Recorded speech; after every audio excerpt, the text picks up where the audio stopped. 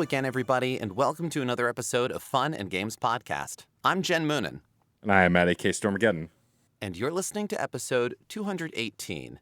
And this episode, well, if you're listening to this with headphones, you might have two speakers. And if we have two speakers, why can't we have two screens?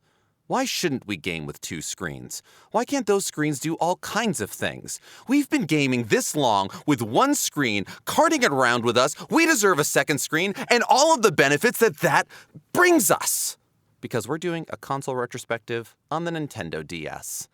A console, a handheld, a device that Matt and I are both very enthusiastic about, great lovers of. We are joined by a fellow enthusiast, games blogger and writer, Yorki. Thank you so much for joining us. Hello. Thank you for having me. We're so excited to have you. I remember when I was putting feelers out once this won the poll, which you contributed to as you are one of our patrons. Yes. You were basically like, ooh, me. And so we were happy to have you on, of course. When we do these, we like having guests, because Jen and I aren't always the experts, although on this console we are. Feel more expert than usual. Right. We also like to have folks on who are enthusiastic about those consoles, because I think that's basically what this is a celebration of, right? These retrospectives are those enthusiastic things. And so we're excited to have you on. And before we get into our personal experiences, spitball and facts about the DS. It was codenamed the Nitro. It's, of course, created by Nintendo. Handheld gaming console, 7th generation. Released in North America in November of 2004. It was released in Japan in December of that same year. So we got it first, which is a rarity. I'm not going to go down the entire list, but then the upgrade of it, the DS Lite, came out in Japan first. They got that one first in March of 2006. And then we got it here in the US June of that same year. I want to let our guests go first.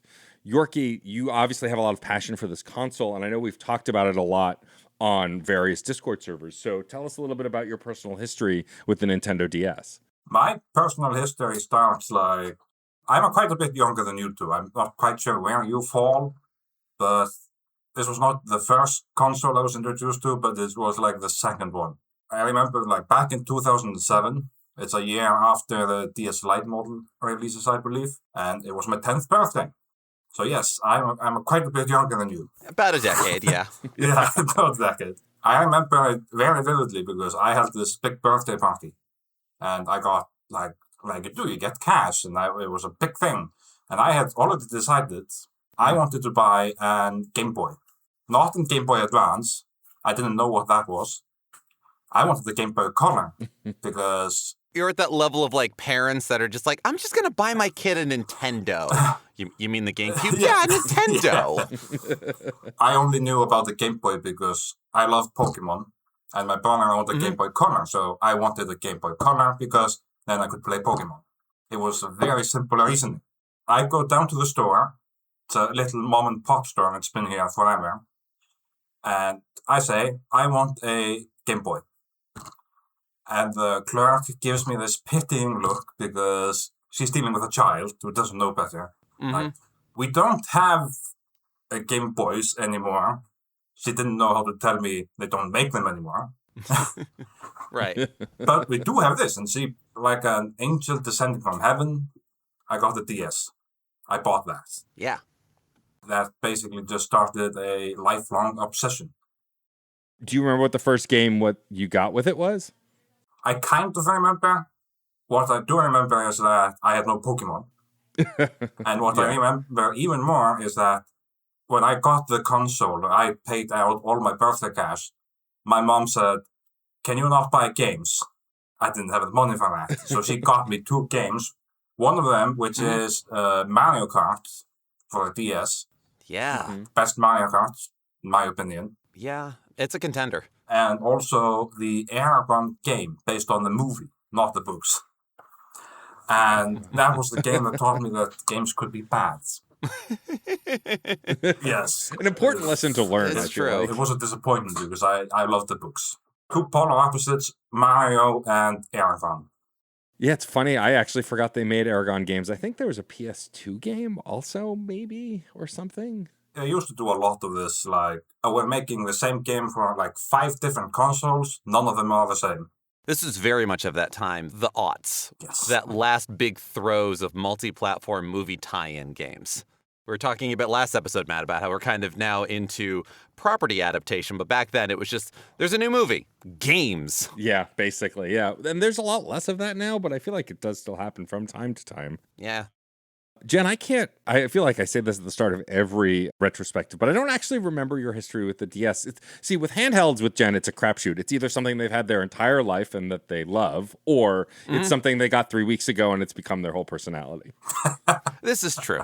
I mean, look, last year we did the 3DS and the Vita retrospectives, and I fell in love with handheld gaming, bar none, and I've become a weird evangelist about it. My 3DS is with me at basically all times. But the DS, handheld games, I also, as a kid, getting into Nintendo handhelds, because I grew up with the Game Gear, getting into Nintendo handhelds, I was always a little behind. Yorki, I also was chasing Pokemon when I started getting into Game Boy. I was going for Pokemon Blue, and I got a Game Boy Pocket for it. I think the Game Boy Color was already out when I got it. That's why it was so cheap. By the time I got a Game Boy Color, they had announced the Game Boy Advance within a month. It was very much this, and I remember the hubbub about the DS and how much Nintendo pushed it as a third pillar. It wasn't replacing the Game Boy Advance. We'll talk more about that later. That's not necessarily to do with my history. But it was something that I was looking at a lot of the games that were being announced and were coming out for it. I remember reading IGN previews of the first Castlevania game that was coming out for it, Dawn of Sorrow, a sequel to Aria of Sorrow. I was seeing all of the stuff about new Super Mario Brothers that was going to be coming out and losing my mind over how much it could stretch. And it was basically a polygon about it, and it was a 2D Mario and hot diggity shit. I didn't get one for a little while, and I want to remember when this was. A friend of mine had gotten a DS and decided he didn't really want it anymore. He did a lot more PC gaming and sold his Nintendo DS to me for $50. Oh my God, that's a steal back then. It was. I don't know if I ever came off as a hustler or a scavenger, but I was definitely a scavenger.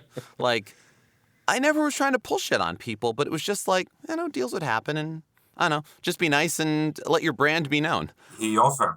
He offered. And I think that's one of those two where he needed a couple of bucks and he knew I wanted that. So I think we both made out well on that deal. And I still have that DS. I got that and his copy of Super Mario 64 DS. From there, I started collecting for it. I remember even before I got it, I was fighting for it because this was around the same time as the Sony PSP. And people talking about like, oh man, Nintendo's finally sunk. We finally have a big competitor to handheld gaming and everything else. And I was fascinated by the possibilities of the DS even back then. And I remember arguing for that, and it was just the tech's going to win out on this in the play, not necessarily in whether or not I can watch Pirates of the Caribbean on the go. Maybe I was wrong. I wasn't. No. But maybe I was. Yeah. It's funny. I think that you're talking, Jen, to the point of being kind of behind with console launches and how often you are getting them a year or two after. I was mostly the same, but until about this era, the era of the Wii, which we talked about, and the era of the DS, I had started working at GameStop as like a summer job, and I started like getting more ingrained in the culture of gaming, much to my own detriment, much later on. And so like the Game Boy Advance, when we talked about it, was one of the last consoles I got like a little while after launch. I'd still got the base model shortly before the new model came out. The DS, I remember anticipating the silver fat DS and how I couldn't wait to pick it up. And I bought it at launch with Super Mario 64 DS. And like I was so excited for it. And I loved it. It had a Game Boy Advance slot. I was like, this is going to be the best console ever. And then 2 years later, when the new one came out, or a year and a half later, I went, fuck that thing. I want the new one now. And I'll buy it. Like, never have I lived like this since, really, getting things at launch like that, except with the Switch 2, which I did basically get at launch this last year. But for the most part, there's always been lag, but there was something about the DS in that era. Oh, yeah. Because I didn't even get the 3DS at launch. I didn't get the ambassador program, right? But there's something about being on the cutting edge with the DS, working at a game store. I was like, I just want this thing. And so I owned both versions, but I got the DS at launch with, I think the only game I got was Super Mario 64 DS. And if anyone who knows me knows that Super Mario 64 is one of the more important games to me, and how incredibly disappointed I was with the DS version. I was like, wait, I have to start as Yoshi? Wait, what do you mean I can't be Mario right away? What do you mean I need different hats? All in all, as a game, it's not terribly flawed. It's totally playable. But like when you lived Mario 64 the way I did for so long, I was like, oh my God, one of my favorite TV console games is now going to be handheld. What is this? It was just one of those things that kind of caught me and a lot of people completely off guard. To their credit, they did a pretty bang-up job of adapting Mario 64 to the DS. Yeah. This also, I feel like, was kind of the end of comparing the current Nintendo handheld to whatever Nintendo console it was equivalent to in power. I remember when the Game Boy Advance happened and it being like, it's a portable SNES. That was like the party line as far as I heard it.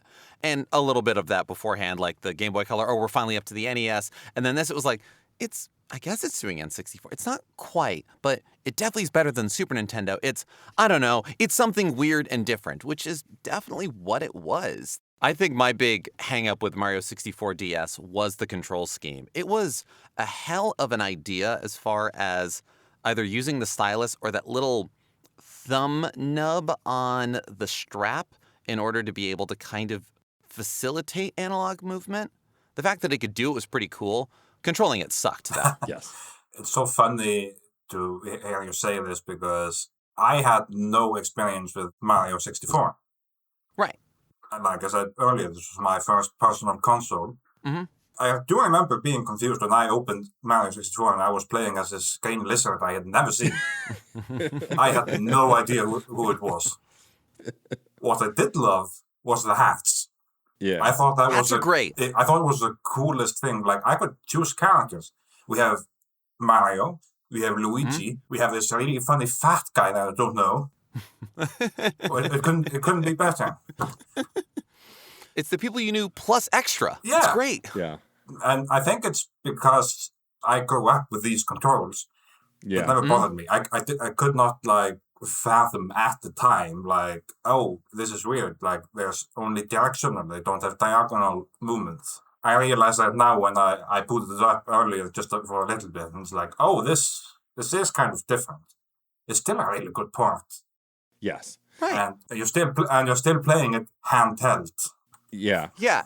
And I think this is kind of a nice spectrum of experience with the original, where I didn't grow up with an N64. I now have a lot more experience with the console, but I didn't grow up with Mario 64 in my home on a constant basis. So I was familiar with it on the DS, and I knew what playing the N64 felt like. Matt was far more intimately aware of it, and you had no knowledge of it. So that's kind of funny. Yeah. Like, I'm bashing on it a little bit, but I did love this version. And, like, it was mind-blowing to be able to see good quality N64 sprites on a tiny handheld screen. Like, it kind of blew my mind from a technological perspective. Also, like, I'm a Luigi fan and a Wario fan, so playing as those characters were great. I think gating the power-ups behind them, right, that only Wario could be the metal cap and Luigi could be the invisible, like, that made it more challenging in a Donkey Kong 64 kind of way.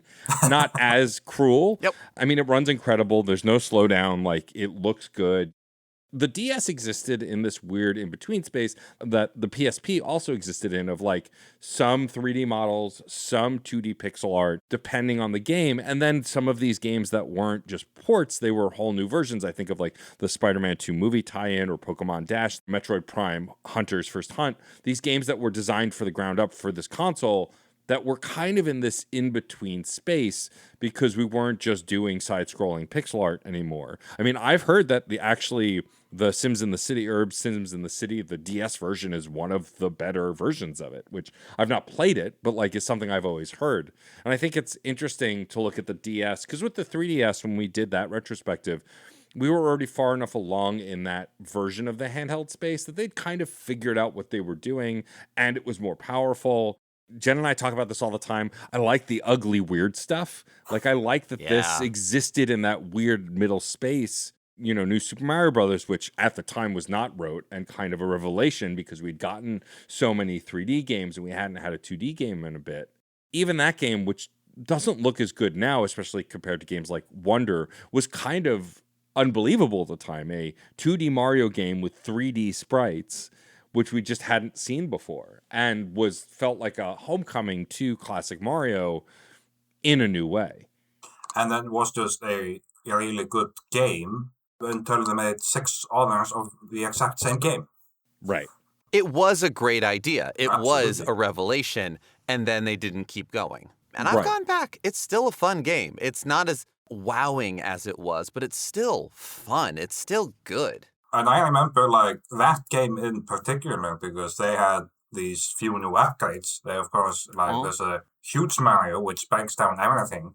And Yep. as a kid, like all kids, I love breaking down the flagpole and beating the game. Oh, yeah. But it also had like fields of like exploration for me. There's like 2 world bosses that if you beat them as Tiny Mario, you unlock a secret world, which you can only get by being Tiny Mario and fighting a boss, which was a pain.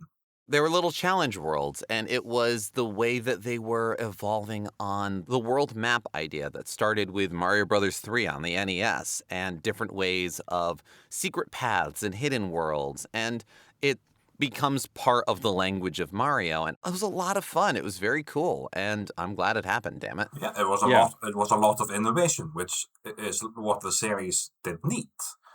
Right. Yeah. Like you said, it's sad they didn't continue innovating with the new Super Mario series.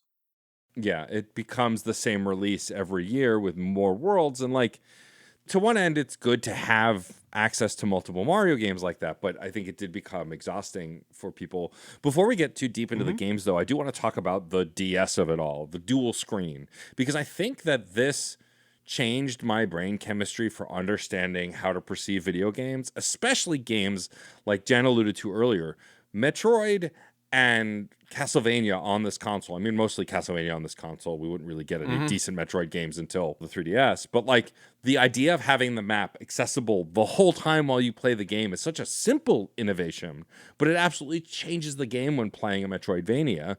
And or the way that like in Super Mario 64, there was a map on the bottom screen. You could kind of see the layout of where stuff is.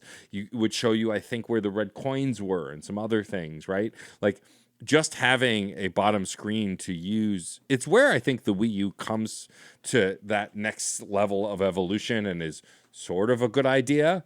Like they were trying to do that same thing, but much harder when they're detached. But when you're on a small clamshell screen and you can always see the map at all times, I think it really did improve the quality of life on that console. The touchscreen would be on to use for many other things like control, mini games, and all sorts of other stuff. But like, I think having 2 screens was not something I had at the time would ever thought of like a thing I needed in games. You know, I went last year or the year before, I was playing through the 2D Metroid games and I replayed Samus Returns on the 3DS and then Fusion on the Game Boy Advance and went, ugh, now I gotta like open my map again. I can't just see it all the time. I have to press this extra button. Yeah. I was thinking about this because I'm sitting at my battle station, like the nerds call it. Back when the DS is being released, if a guy had 2 computer screens, he was a wizard. He was a techno wizard. Now you need at least 5 to get out of bed. Yes, exactly. One in your pocket, 2, 3 at your workplace. You need the vertical one that just shows code. Do you code? No, it shows code. It just shows code, yes. That's like my conspiracy theory is like that the DS made double screens a real thing. Like, I know it's not true at all. No. Like I said, a conspiracy theory. But why do I have 2 computer screens? I don't really need them. I'm not using it for the same game. But the DS conditioned me. It did to millions, I'm sure of it. Look, to lighten the conspiracy theory-ness of it all, if it wasn't the cause, it certainly was part of the wave. It was one of those ideas of, well, we can afford these, so what do we do with it? What can we do with a touch screen? Not just a second screen, which even if the bottom screen wasn't a touchscreen, the uses that it had in Metroidvanias was super useful. There were several games that utilized sort of an extra tall screen. I believe Sonic Rush did that. It allowed for an interesting kind of vertical screen, which alludes to older arcade titles as well, and gives an interesting divide there. But the fact that you have the touchscreen, it not only brings in, okay, like you were talking about, Matt, the mix of 2D and 3D graphics where the chipsets and everything else was getting, this brought in PC gaming because now you can point and click. Visual novels had a beginning in the DS. Several series certainly did, and the public awareness of it kind of came through in the DS. You know, not the first, but certainly a big one.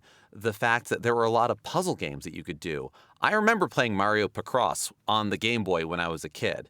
Getting to play Picross with a touchscreen, so good. I don't want to do it any other way. Don't make me do it any other way. It's a lot more convenient. It's so useful. And the mix of button and touchscreen is super useful for that. It made games like Elite Beat Agents possible. It allowed for a lot of information to be parsed and picked. You could get a lot of RPG work done with that. We're going to get into Pokemon as its own thing later, but the DS and Pokemon are everything. It's a match made in heaven. Match made in heaven, simpatico, synergy, whatever you want to call it. It was a beautiful, shining example, an exemplar of what you could do with this control scheme, with this screen setup, with your little portable battle station, as it were. And it also allowed for not just a super tall screen, but two separate screens. You could really divide up the experience. There were games like Contact where you had two different perspectives going on from the top screen to the bottom screen, and they communicated together. To say more than that, play Contact. It's wild. But then, on the funnier side of things, you had games like Henry Hatsworth and the Puzzling Adventure, which was on the top screen, you were very much an adventuring British gentleman with the nice sort of tan suit and bowler hat and a cup of tea in his hand and good show. Actually, he would say good show when he activated his super mode called Tea Time. And the way you activated Tea Time and dealt with several things while you were playing this game was the bottom screen, which was a match 3 block puzzle game. You would defeat enemies on the top screen, and to fully defeat them, you needed to get rid of them on the bottom screen. Incredible. These would work together, and yes, the Tea Time super mode did involve a giant steampunk robot. I know you were wondering. I was. It was at the top of mind. It was at the tip top of everyone's list. That's why we put it there. You should have led with that. I like drawing people in. I like telling stories. Nintendo has always had this vibe of like, what's the gimmick? But only starting in this era. I mean, they always had peripherals and weird stuff as far back as the Zapper on the NES. But I think with the era of the DS and the Wii is when they started technologically thinking, what's the gimmick? What's the other thing we can do? They baked it into the device itself. Right. It's often said as a derogatory term, but Nintendo looks at itself as a toy company. I think that's a perfect thing to call it. When they call them gimmicks, it's just different ways of using your toys. And because they're baked into the console itself, you don't have to use them, and it doesn't feel as though, you're playing a game with an arm tied behind your back. You're just not utilizing something. We as humans are capable of so much all the time. Why don't we do everything we're capable of all the time? Because we don't think of it, because it doesn't suit the purposes or anything else. It allowed us to explore things like Pac Pix, which involve drawing Pac-Men to solve things, or Kirby Canvas Curse, which is a very fun Kirby platformer with utilizing the touchscreen. But we also had a microphone. Truly, you could call it a gimmick in terms of Pokemon, where you could record yourself, and that became the cry of Chatot, the parrot Pokemon. But it also worked with things like one of the launch titles, Feel the Magic XXXY, I believe it was called. Feel the Magic XYXX. Get the order correct. They're putting men first, apparently. It had a lot of different mini games, and some of them involved blowing. So it was a microphone, but it was more of a air receptor, and there was more than a few games that utilize it not necessarily to capture your voice, but to capture what you were doing like that and allow for blowing up balloons or other interactions. And if you never used it for that or played a game that required it, you might have missed that there's one little slit at the bottom of your DS, and you might have just thought it was a vent, but it's there. I think that we saw the most Nintendo as a toy company games on the DS. Like, to me, the one that always jumps to mind at the top of mind is Trauma Center, which was both big on the Wii and the DS, which was this anime surgeon simulator kind of game where you're playing in this hospital as this miracle doctor and doing all of these different surgeries using the touchscreen and using the microphone and all of these other things. It just really made you rethink games in a way. I often joke how I didn't want to waggle the Wiimotes whenever I played the Wii. I wanted to sit and play video games. But to that end, there was something different about the DS and how all the interactive stuff in it I really love. And like, I've only recently gone back to using my 3DS a bunch and playing a bunch of games there. And like, just kind of really reveling in the fact that there's a touchscreen and there are certain mechanics that only work there. Just as simply as menus in RPGs, right? Yes. Like, we mentioned Pokemon, but even Chrono Trigger and the Final Fantasy games that came out on it, also allowing you to select things on the touchscreen.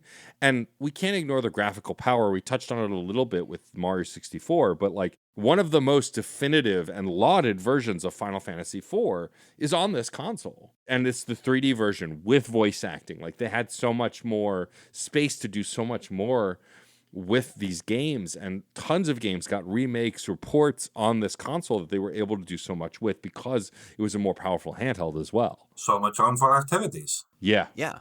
All these fascinating bits that are under the hood that you aren't aware unless you need to use them like that. And one of the other things that we're ignoring here about the touchscreen, about the menus and everything else, is accessibility and readability. Like, Yorki, you were saying that this was your first gaming device.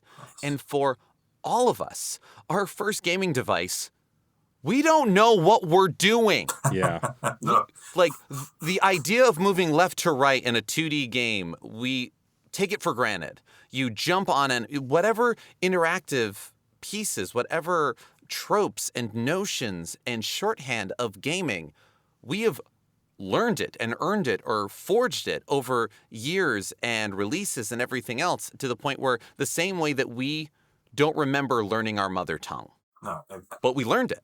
And so we learned that as well. And certainly more complicated games could be more accessible on something like the DS because you didn't have to bring up 3 menus when one menu would pop up on the touchscreen, and you wouldn't even necessarily have to read it sometimes. Sometimes it would just show you pictures of what you were looking for, and you could click on the pictures.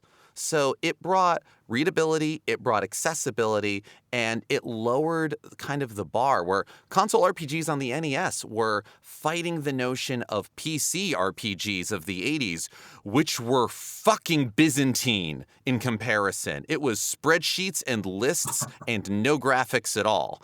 And it's that what the DS brought is that same level of accessibility for everybody. This was and being coupled with the Wii was Nintendo going, everybody should be able to game. No one should be scared. And the DS, like, if we talk about like learning your mother tongue, I'm Icelandic. There are no games that are translated into Icelandic. It doesn't exist here. There's no market for it. I learned English a big part through playing on my DS. I played a lot of Final Fantasy III, the remake, and it's a game I absolutely love and adore. But it's also a big reason why I actually learned English and why I'm considered decent at it. I mean, that's frankly amazing. I love that. And it's, yeah, you need those ways in, or the ways that we learn anything, whether language or game mechanics or whatever. You have something that you're like, I know this. I have a starting point. And you build from there. Final Fantasy III is a really funny one just because I was also like, yeah, that was the first time most of us outside of Japan had easy access to Final Fantasy III. Yeah. Like, that release. Yeah, that's a really weird history around Final Fantasy III, to my understanding. I'm not that familiar with it. It had everything you could want. It had the wizard, it had the warriors and all that, like mages. It has a lot of text because it's an RPG. Exactly. And I wanted to play it. So you don't realize it as you're playing something or doing something when you're actually learning it. You mentioned like how did you learn to walk and jump just by testing the buttons. Yeah. I don't think of that now. Like I do not remember what the first game I played where I had to learn how to jump.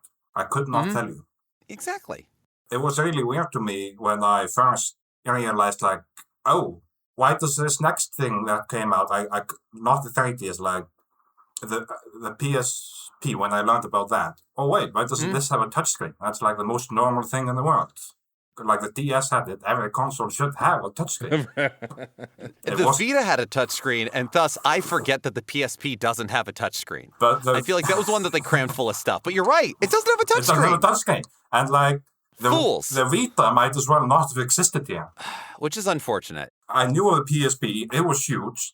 The Vita, Right. It never came here. Like, it probably did, probably in the capital. I live very out in the country. Yeah, very limited release. Very limited release. And then I learned about it later, and like, I know this is not the Vita podcast, but I bought my Vita like 3 years ago. I love it. Like, it feels like a natural progression. Exactly. It's an excellent console. Why don't all consoles have touchscreens? The Switch has a touchscreen. It never fucking uses it. Yeah. Whenever they adapt DS games or anything else, it's like, what are you going to do with that? No, we're not going to use the touchscreen at all. Okay, why? Okay? Yeah. I'm sure you have a good reason, and I'm sure I'm going to disagree with it, but that's not for me to say here or there. I mean, The World Ends With You was a fantastic DS game, and I have not played the Switch version. I don't know how, from what I've heard, they do an okay job adapting it. Yeah, I didn't love it, but I also think playing it for the first time on the Switch was already going in at a deficit, and so I think I do need to go back and try and play it on the DS at some point.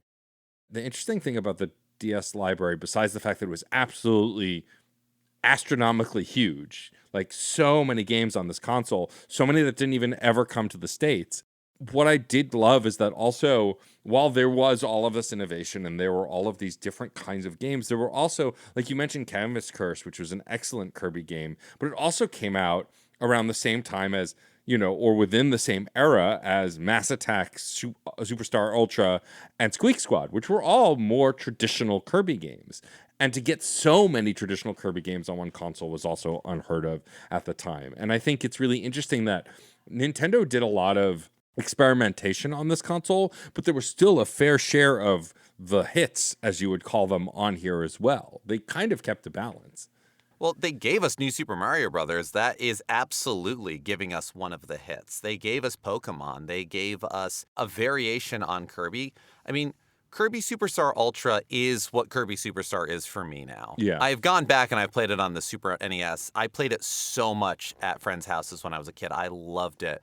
But yet again, playing Milky Way Wishes on the DS, where you have access to all of the powers that you get as you go from the touchscreen, those quality of life updates that you go, oh, that's nice. Oh, that's cool. That's really convenient. And then you go back to the old version and Yorki, much like you were saying, like, why doesn't this have a touchscreen? What? I have to pause the game to change my power? It's infuriating. Ew. Yeah. And it's so funny, the things that I'm not going to say we put up with it. This is the evolution of game experience, of user experience, of design philosophy, and of access to what we can do. It's super easy to sit in the backseat of a car with your DS and go, why couldn't other things do this or why can't this do that? We don't know necessarily when we're sitting there saying that. But these are those little points you go, oh, that's not a big deal. But then you go back and you realize it is. It's the menus in Pokemon. It's like, Pokemon. Yeah, I go back and I play Leaf Green. I like playing Leaf Green. I want to getting to use the touchscreen for the menus. It's all pervasive, and it's not just the battle screen. It is getting to slide around my Pokemon when I want to rearrange them. It is getting all of that. Just doing your boxes in Pokemon, like oh my god, yes. Organizing your boxes in anything before the DS games is an absolute nightmare. You don't want to do it. I'm going to say something that might be a little controversial. The Nintendo DS was the first true gaming laptop. I agree. Yeah, well, I'm I on mean, your there were side. other laptops used for gaming. Yeah. But this was sold to the masses. It had a flip top. It went to sleep when you closed it, just like a laptop does. And you're able to move around and do cursor work on things. It's certainly, you can call it a first gaming laptop in terms of my first gaming laptop, like a my first Sony kind of thing. Yeah. And It's the same. being able to click and drag. It's useful. It could connect to the internet. That's And true. it could. One of the other big facets of the Nintendo DS's design that we haven't touched on yet, that yet again, under the hood, if you never used it, you never missed it. But it had wireless communication between other systems. And Yorki, you mentioned one of your first games was Mario Kart DS. And one of the reasons it's one of the best Mario Karts, like you said it was the best. It is the best. And that's one of those things where that's not a wrong opinion, but not everyone has it. And I will certainly say it is one of the top tier, and it is in its best in its class because of the fact that it did something very cool. In Pokemon, if you want to be able to trade Pokemon or battle them, you have to have your own copy. Makes sense? You're raising your team. Other games that have multiplayer, historically, you need 2 copies. If you wanted to do head-to-head Tetris on the original Game Boy, you needed a link cable. Everybody needed Tetris. I've done Game Gear retrospectives where I talk about the fact that I only ever link cabled once because my cousin and I were the only people I knew with Mortal Kombat 2 for the damn thing. It's such a pain Or in the Game ass Gears as well. for that matter. Right. But there was multi-car multiplayer, which is what this was. But there was also single cart multiplayer, where if one person has a copy of the game, you may have access to all the multiplayer, or just a version of it, depending on the game and what they do. Mario Kart DS, only one person needed to have the actual cartridge for up to 16 people to be able to race together.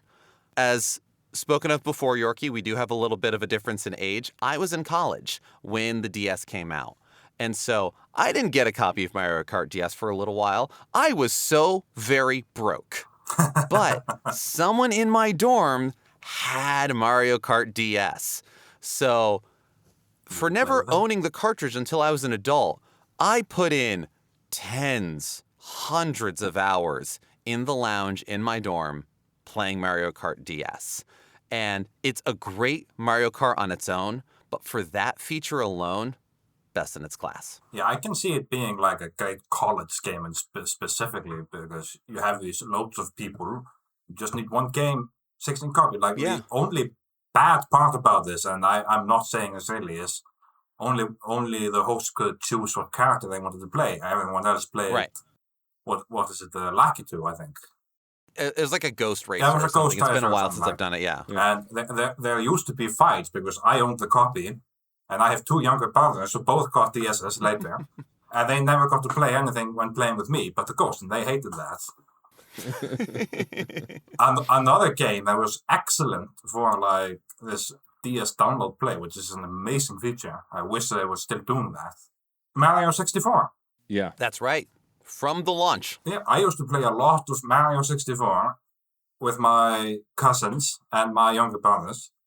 And like this bunch of small mini games, like there's a Luigi poker game or a match 3 game. Yeah. You got hours of it. Yeah. Yes. Without a doubt. Which is great for parents. You buy one copy of the game. I've already bought all... The kids all have their own DS. You're saying I have to buy this for all of them? Maybe you do. I'm not going to speak to family dynamics. No. Or the kind of thing where, if you're the oldest of the ones that are playing, you understand most of the single-player experience, and they just want to play some of it. So everyone's happy. It's funny you mentioned the mini games because during this era, every Mario game that came out on that console had those mini games. It didn't matter. Mario 64, New Super Mario Brothers. If it was a Mario game on that console, it had the Match 3, the weird poker game, bomb throwing, whatever. Oh no, you had to organize the bombs with the stylus. I think it's about time we haven't actually talked about it in great detail. This console came with a stylus. Both this and the 3DS had a stylus. We all lost many of them, but it clicked right into the system, and it was often the way you used it to play stuff on the bottom screen. I mean, we used our grubby little fingers too all the time. Who are we kidding? But we learned quick that the stylus was better. It was more accurate. Right. Yeah. Whenever Much you better. wanted to do the precise movements on that console, or like play games like Trauma Center I mentioned earlier, or Cooking Mama, you needed to use the stylus to be more precise to do the actions. I also would be remiss if we didn't talk about one of the greatest features in all of video games ever that debuted on this console. I'm of course talking about PictoChat, which is Yes. which is like jokingly like, yes, PictoChat, it's fine, and it is, but like I remember being in school with PictoChat and like using it to chat with friends. It was a chat room that wasn't on the internet. It was local, and you could just draw stupid pictures or send messages. Like, there was nothing like it at the time, whereas now, of course, all video game consoles, except for the new Nintendo ones, have a way to message your friends and have group chats and all of that. But it was so novel at this time. And ironically, this is basically the last time Nintendo will really let you do that with any semblance of ease. And like I bitch about all the time on the Nintendo Switch 2 and the first one, you can't message your friends, like at all.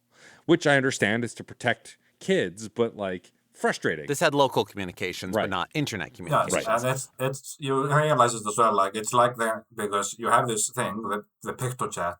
At some point, somebody told Nintendo, you realize people are drawing dicks with these, and that's the start when they went full on censorship and all of this.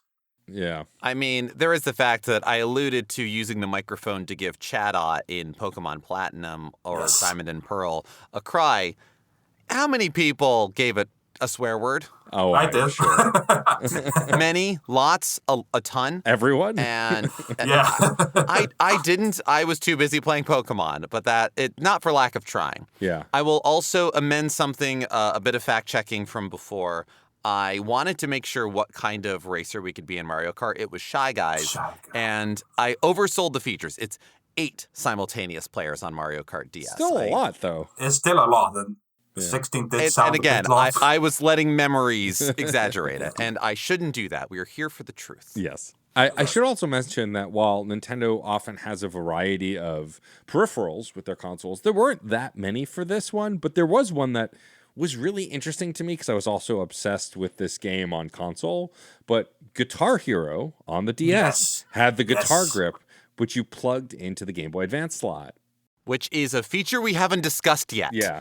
I loved this guitar grip. I had Guitar Hero on PS2. And like, did it always feel good? Not really. But like, it was fun and it was interesting. It's again, it goes back to what Yorki was talking about with them being toy manufacturers first. And the fact that they were like, well, we can put Guitar Hero on a DS, just create something to plug into the Game Boy Advance slot. And like, it's just such a cool little piece of clicky tech. Has it aged well? Not particularly, but it's still really neat. And the thing is, like, because this is the last time I'm going to allude to our age difference. You're playing this as, like you said, college students, I believe. Yeah. You have adult hands by then. When I was playing this, I had little kids' hands, and it fit like a glove. And it's one of the few games I can say that I've 100%ed because I just played all the songs who were perfect on normal. I never did the hard tracks, but still. it's a great little tool, and I tried it like 2 or 3 years ago. I cannot use it now. There is something to be said for the GBA game slot. This thing was, honestly, it was a lot because when the Nintendo DS was first announced, and incidentally, I don't remember the veracity of this, but I believe the DS was originally called that as a code name, sort of as developer system, and then people called it the dual screen, and then it stuck. And there's a lot of round and round on that timeline. But when the DS was first announced, the Game Boy Advance was doing great. And this had ideas of, is this replacing the Game Boy? Is this getting rid of the Game Boy Advance? And it was announced as a third pillar. Yeah. We had the Wii, you had the Game Boy Advance, and then you had whatever fun and wild experiences you could have on the Nintendo DS. Sort of hedging their bets. So if it didn't do well, they could go back to the Game Boy name and everything was fine. Fortunately, they didn't have to. But in the spirit of the backwards compatibility that Game Boys had had up to that point, we had a GBA slot. It didn't play Game Boy Color or Game Boy games, only Game Boy Advance games. You could either use that to bolster your library, which was certainly what I did when I first got mine.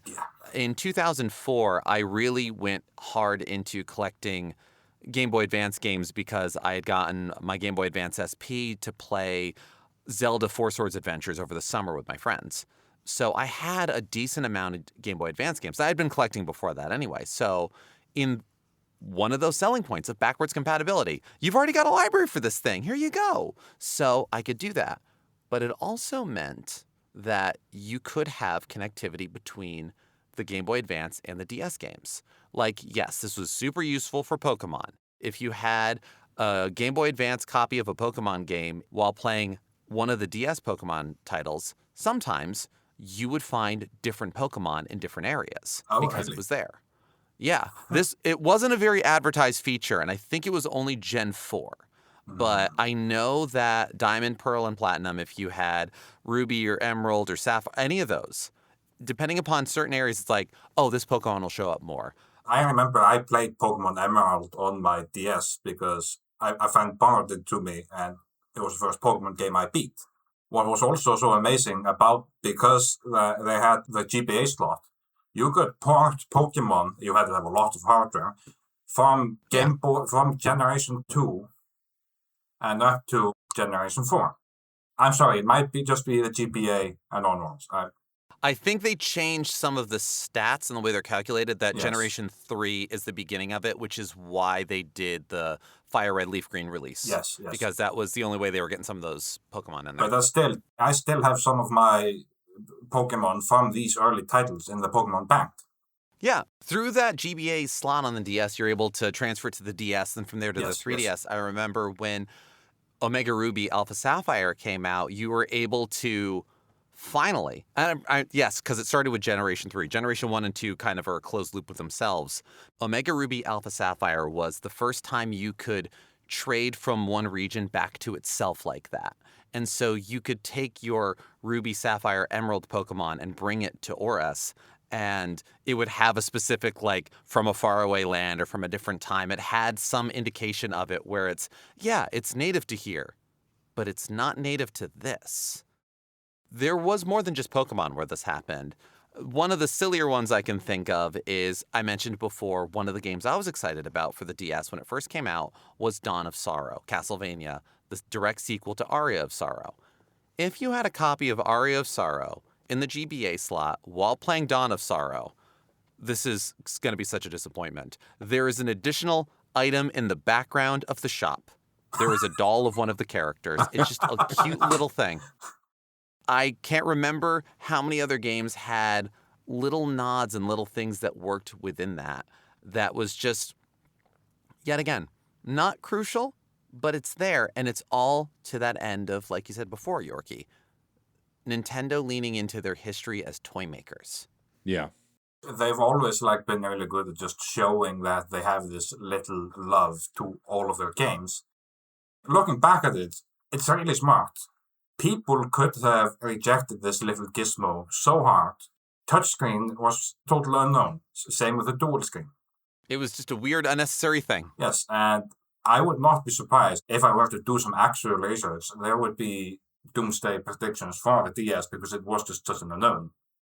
Oh, absolutely, actually. I can speak to firsthand experience. When it first came out in 2004, there was okay, it's Nintendo, but what's their big killer app here? A port of a game that's 8 years old? Great, more Mario 64, and it doesn't quite control right and everything else. To my own recollection, the game that actually started getting the DS out there is a game we haven't mentioned at all. Nintendogs. Oh, yeah, absolutely. Yes. That makes so much sense somehow. It came out in April of 2005, so this was before New Super Mario Bros. This was before Mario Kart DS. This was before any of the Pokemon games. Diamond and Pearl didn't come out till 2006. There was intrigue in the technology. There was excitement for what it could be.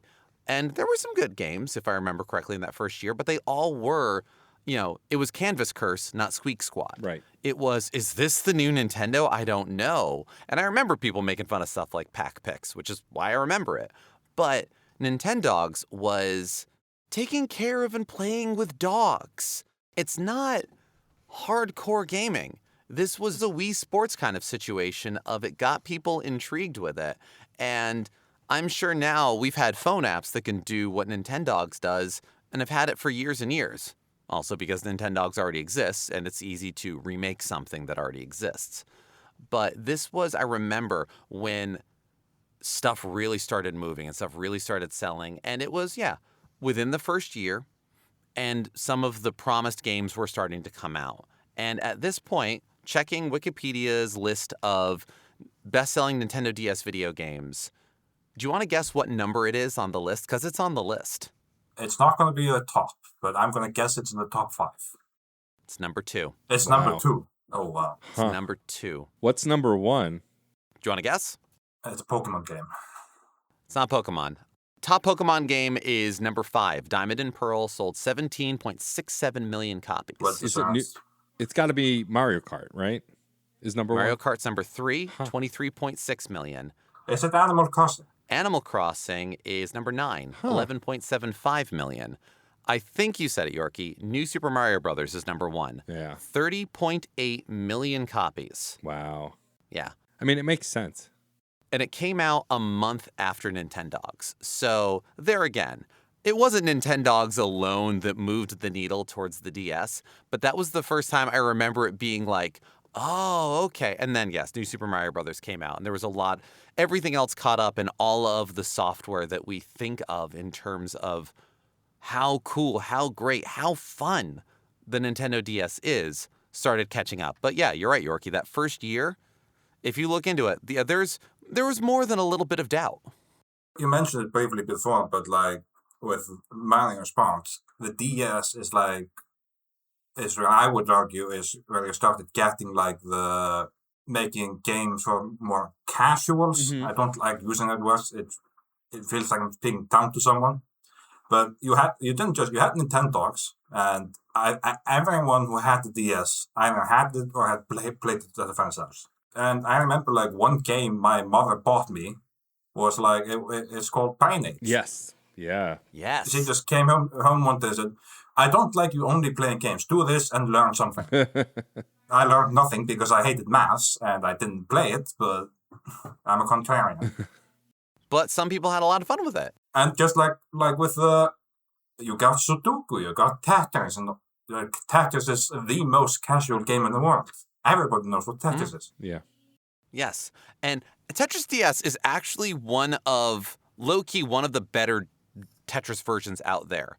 It has a lot of fun modes. It has some like almost adventure style kind of thing going on. It really leans into being a Nintendo game. And so there's a lot of patterns and skins and things that really play with different Nintendo games. I know there's a bunch of Mario stuff, Zelda, like kind of when they did the NES Classic stuff on the Game Boy Advance, you had Balloon Fight, Donkey Kong, all that. Like it was that sort of a thing. It's pretty cool. It's funny to talk about all the third pillar stuff because obviously now there's no pillars. Or there's one pillar, right? We're at the Nintendo Switch 2, which I love, but it's all Switch. It is all I Switch. like it all being Yes. one thing. We often lament about having the separate system force these developers to make different things. I will also never forgive Nintendo for taking the Game Boy Advance slot away from us. I did, of course, buy a DSi when it came out because I wanted the internet accessibility. I wanted, the latest, greatest thing, the camera, whatever. Ultimately, I don't think the DSi was that much better than the DS Lite, if I'm honest. But No. losing that Game Boy Advance slot was huge. I mean, also, even in the DS Lite, the fact that the Game Boy Advance game stuck out like a sore thumb, whereas it fit flush with the original console, I think also was a flaw. Yeah. Ultimately, this got 4 versions. Very late to that, we got the DS XL, which would be the precursor to, of course, the 3DS XL we would get later. The idea of just giving it a bigger screen, being a huge feature, right? And so I think the iterations of this console show its true success, but it took time to ramp up. I think it ramps up faster than the 3DS does, but it still takes some time. That first year was a giant question mark until they were able to start leaning in and getting more console selling software like Nintendogs and New Super Mario Brothers and the like. And speaking of software, something that I really want to call out that I enjoy about the Nintendo DS is its use in music. Nintendo games are no strangers to great music, but there were a good deal of rhythm games that came out, both in Japan and in North America, Europe, all throughout. You had Elite Beat Agents, or Osutatake Uendan, which had 2 releases in Japan. That was the first game that really got me looking into imports. I never imported it, but I do now have a copy of the sequel, and I am on the lookout for the first one.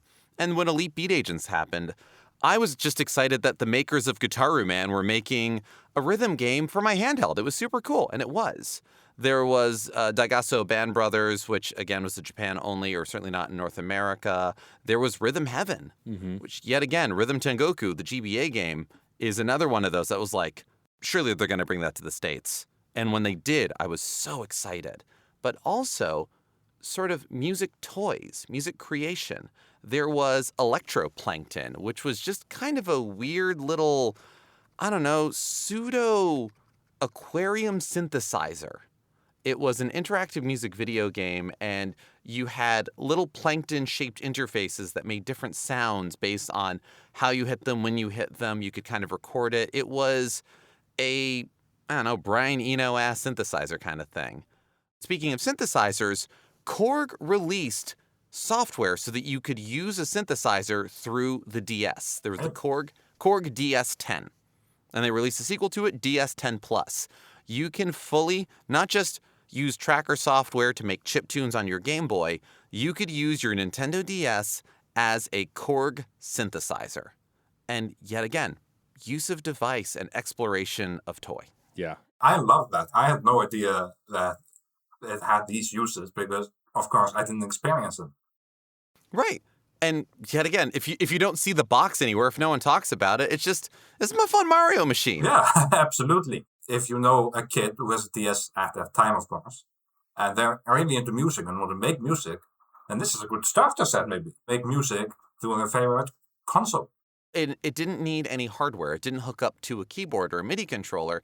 It was purely, it cost the same as any other DS cartridge because it was any other DS cartridge. It was a software synthesizer. Yeah. That's very good.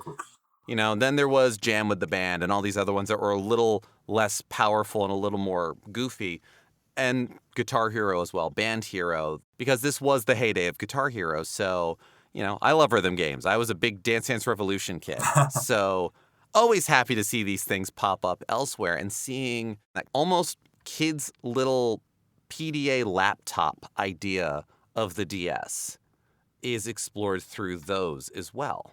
And the shovelware of licensed games. It was one of those devices that had so many titles for it, not just playing GBA games, but when everybody started realizing the possibilities, there was a lot. I mean, it also explored itself as sort of a self-contained device. We didn't have a lot of horror games on older consoles, and maybe it was because the graphics got better or because there was just something about the identity of the Nintendo DS. But we had games. I mean, we got Resident Evil games on it, but I'm also thinking of things like the first Nonary game title, 9 Hours, 9 Persons, 9 Doors, which is a lot of people's introduction to visual novels at that time. It was an exploration of horror and a strange bit of meta fuckery.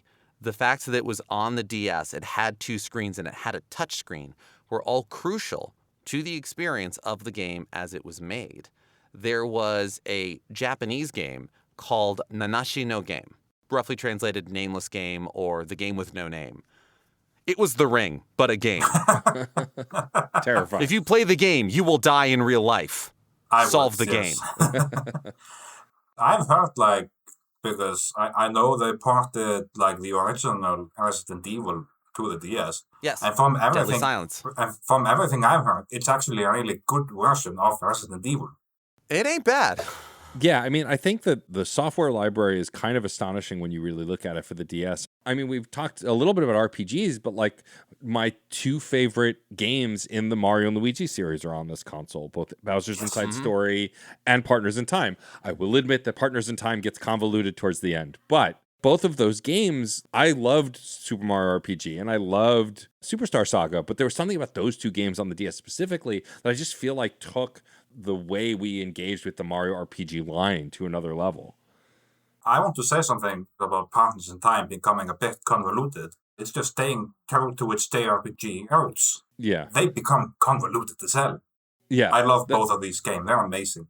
They are, and like it's a shame because the remake of Bowser's Inside Story kind of ruins it. It's just not as good as the original, in the same way that the Superstar Saga remake that came out on the 3DS was also not great. But those two games, along with, of course, and I have yet to mention it this whole time, I should now, my favorite game of all time, Chrono Trigger, got its best version on this console because I it need to took play that. Oh, definitely. because they took the terrible PlayStation port that had endless load times and put that exact game on the DS without the load times. So it just took the best version of the game design-wise and gave it better load times and therefore making it one of the best versions of the game.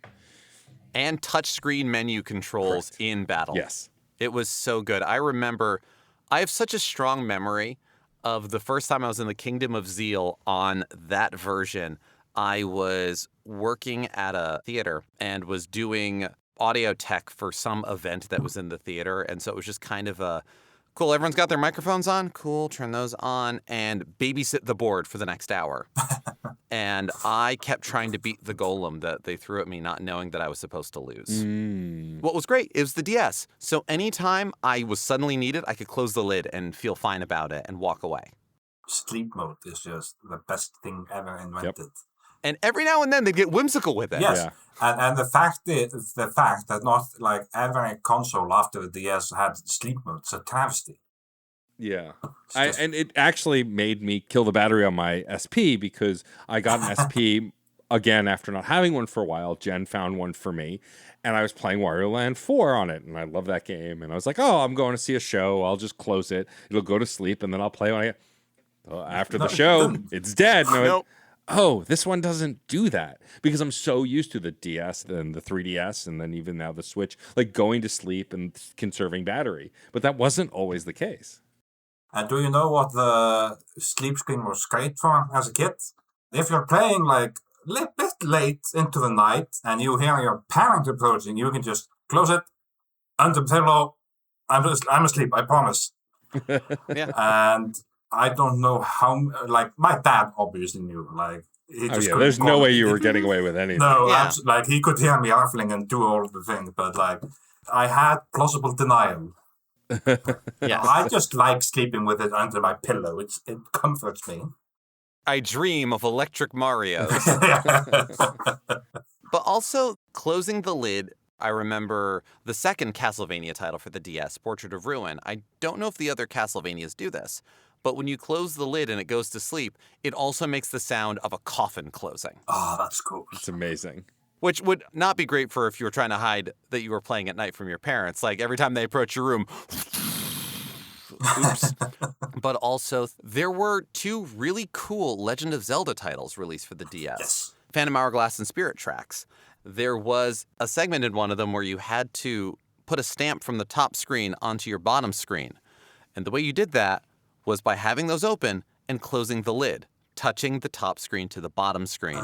And you opened it back up and it was there. I've forgotten about that. It was one of those ways that, yet again, you hold the thing upside down, you close the lid, it recognizes those motions and those actions, and 99% of the time, that means nothing. But finding all of those little corners where, how can we program this? What can we do with this? It was exciting, and always a delight when it was found. Spirit Tracks does not really have a good reputation in the like wider community. That's the thing. That's the first like Zelda game I ever played. Wow. I knew who Zelda was, and I knew who Link was and all that, but didn't have a 64. I didn't have a SNES. So that was the first game I played. I absolutely loved it. Never completed it because by the end of the game, it gets kind of weird with the tackling and all that. But I didn't play another Zelda game until Breath of the Wild. Wow.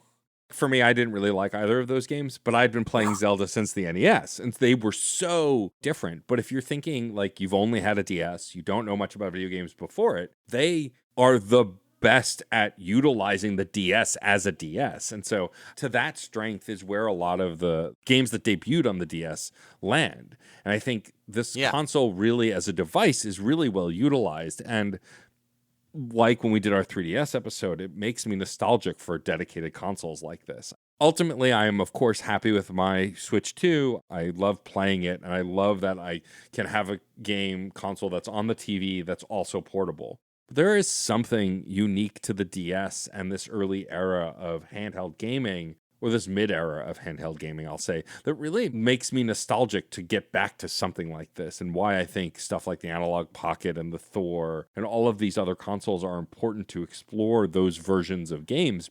By the time folks are hearing this, I'll have released the first episode of Retro Quests about Ultimate Spider-Man. I played the PS2 version, but in doing research for that, I looked up footage of the Game Boy Advance version, which is a side-scrolling Spider-Man game, like the classic Genesis and Super Nintendo games. I didn't know that existed, and now I want to go back and play that, right? Like, the thing we lost with this era of console gaming is these dedicated versions that had to fit on these weird contraptions. And what are we going to do with them? How are we going to reinvent them to make them fit? And often they did some really cool stuff. We don't get that as much anymore with the kind of ubiquity we have with some video game consoles. And that's like one of the sad things about games that like either debuted or the DS had like these specific gizmos for the DS. There's not really been anything to try to preserve them properly aside from fans. Yeah. Like, sure, I'm sure Nintendo has the original versions of like Pokemon Oranges in their vaults. How are they going to release that without the DS? People complained about the DS getting all scratched up when you were playing the game. Nobody wants to do that to a Switch. Yeah. Nobody wants to do that to a phone. So it's just locked to this little console, or the new Ain Thor. I've not played Castlevania yet. Have you played the remake they put out like on Steam? Like, how do they treat the DS features? Oh, the Dominus Collection? Yes. I haven't played it yet. It definitely, from what I understand, they cleaned up the one main drawback of Dawn of Sorrow, which this was an early DS game. And they were really trying to sell not just the dual screen, but the touch screen. And so every time you defeated a boss, you had to draw a sigil on the bottom screen. And if you didn't, the boss would get a little bit of health back and you'd have to keep fighting them. They wouldn't die until you correctly drew the sigil. They did away with that. Yeah. And honestly, game's better for it. Yeah. Basically, how the Dominus Collection works on the Switch is that you can still use the touchscreen if you want, but also there are button combinations you hold that emulate basically that motion with the analog stick. And they give you several options on how to view the touchscreen. It can be picture in picture. It can be like, and different sized picture in picture. So like they have started to work through how to port these games to other consoles, but it is definitely a challenge because they were so ingrained in the design of the DS. And the sad part is like, it's great, like Castlevania, that's Konami. It's great that they're doing it. Why isn't Nintendo at the forefront of actually doing that with their own games? I mean, that's a whole other can of worms. Yeah. Truly.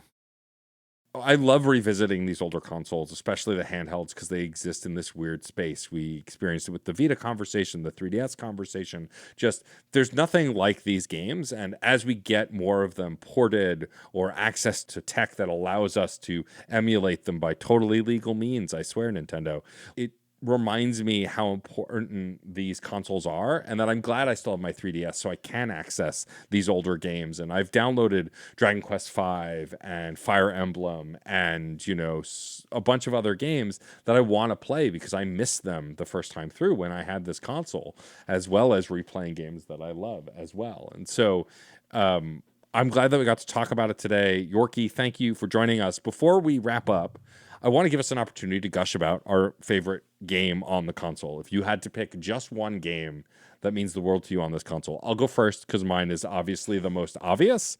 I mentioned it before briefly, but I loved Chrono Trigger on the Super Nintendo, and I would go on to love it on every other platform it's on.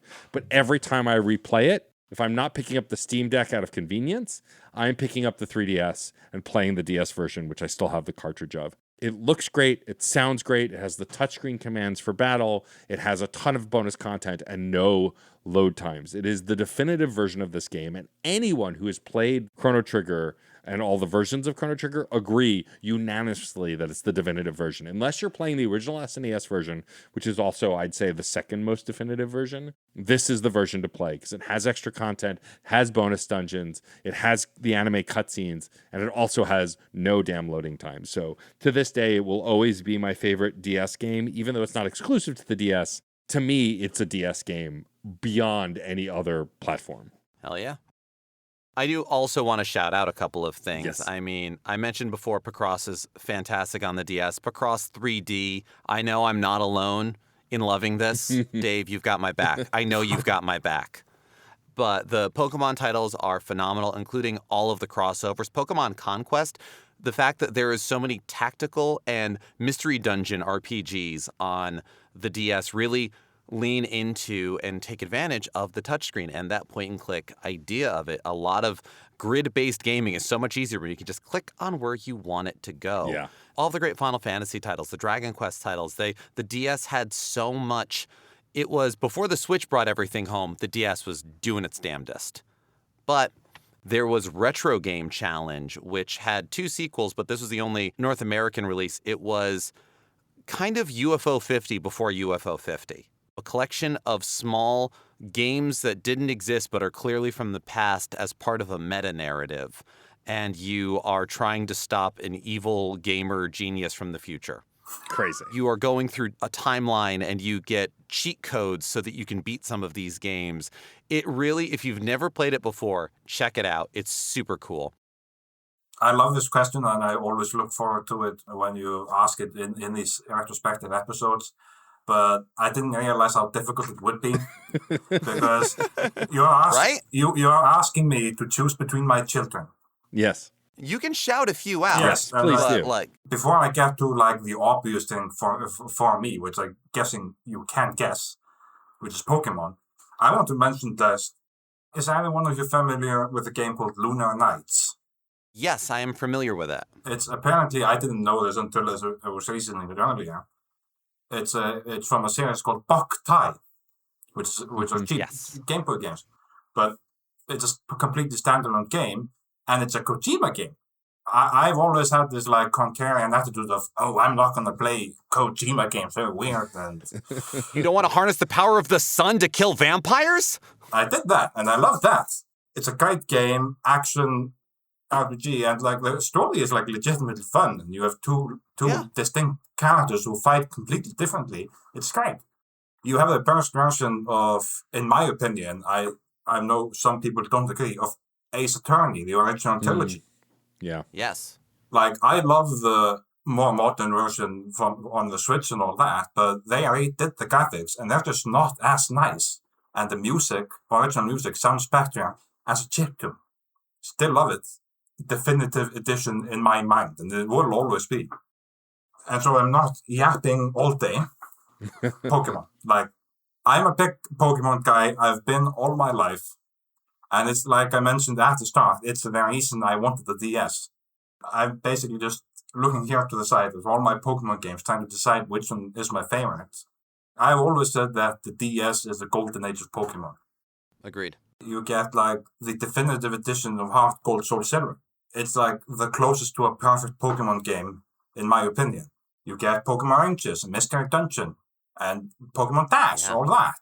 Like, it's when they really allowed themselves to experiment with it before it kind of went into stagnation mode with the 3DS and onwards. My favorite one is actually Pokemon Mystery Dungeon's Explosive Sky. I wrote a whole blog post about Pokemon Mystery Dungeon Blue Rescue Team and how that was a big thing that was for me. It taught me like about roguelike elements, that games could have actual stories, because at that point I was just playing like gamey games and just you went and saved the princess and all that. Pokemon Mystery Dungeon, like Explosive Time and Darkness and later Sky, they take that to an 11. You can choose how you want. You have the action on the lower screen. You can choose what you want to use the upper screen for. Do you want to have a map? Do you want to have an overview of your characters? Do you want to have both? You can do that. It's a really personal game to me. I did a side quest on it, actually. Mm-hmm. Yeah. Just so I'm plugging you, right. not me. It's both. It's an amazing little game that's longer than you would expect, and it's surprisingly emotional if you're not expecting it. Like, I can't say more than that. Fantastic. Yeah. I mean, it's impossible to do a library like the DS, and we ran into this with the 3DS as well, justice because of how many games came out on it. I mean, I didn't even mention how much I love, like, Black 1 and 2 got me back into Pokemon because I did not like Diamond. I bounced off it, or Pearl. I think I had Pearl. I bounced off it Diamond hard. got me back in. And yeah. I love all of those. Yeah, and They're good. and they're all great, and I ended up really loving Brilliant Diamond when I played the remake, even though people don't like the remake as much. Fair enough. Not only did I get one of my favorite games in Black, but then getting a direct sequel to a Pokemon game, which we just hadn't seen. We had seen the expansion versions or the re-releases, but like a direct sequel to a Pokemon game, which we haven't really gotten since. We've gotten DLC and other things. And so, like, yeah, I mean, I feel like we could talk about the DS for another 2 hours, but I will spare our listeners that. Just because I want to add one thing, because I keep mentioning what a young boy I am. Yorki, thank you so much for joining us for this retrospective. Thank you for sharing a younger perspective, and thank you for sharing your history and your enthusiasm for this wonderful device with us. Do you have anything you want to plug, anywhere you would like to be found on social media or elsewhere for listeners that are curious? First of all, thank you so much for having me. This has been an amazing time. I have a blog over, it's called Yorki Yaps Games.pika.page. It's usually just been like small little retrospectives and just enjoying. I am on Blue Sky. Don't really check it like once every 3 months, maybe. But I am very active on the Fun and Games server. So if you want to shout at me for my shit opinions, come at me. And really, that's what it's all about. Yeah. So speaking of shouting about our shit opinions, listeners, we put it to you. What were your experiences with the Nintendo DS? What were some of your favorite games? What was the game that made you realize you wanted one, needed one? Why are you mad at us for not talking about Ghost Trick, Professor Layton, or The Dark Spire, or any of these other fantastic games? Let us know what Nintendogs you grew up with and played with, or don't care about, or if you had Nintendogs and cats. There's so many great Nintendogs, just as there's so many great ways to get in touch with us. We are Fun and Games Pod on all social media that we are currently active upon, which as of this episode is Blue Sky, Instagram, and Tumblr. You can email us at funandgamespod@gmail.com. Let us know what you thought of this episode, what you thought of previous episodes, what you'd like us to talk about, and who you'd like us to talk with on future episodes. If you have a very cool DS device or an impressive DS collection, send it to us. I want to see it. I'm proud of my DS collection. I want to be proud of yours as well. You can visit certainpov.com and find not only other fantastic Certain POV podcasts, but a permanent invite link to our Discord server where, Yorki's there, Matt and I are there. A lot of these topics begin and a lot of these conversations continue. If this episode inspires you to go back to your DS and beat a few games, let us know about it in our gaming log channel as well. If you like what Matt and I are working on and have the means or desire to support us, we do have a Patreon, patreon.com/funandgamespod.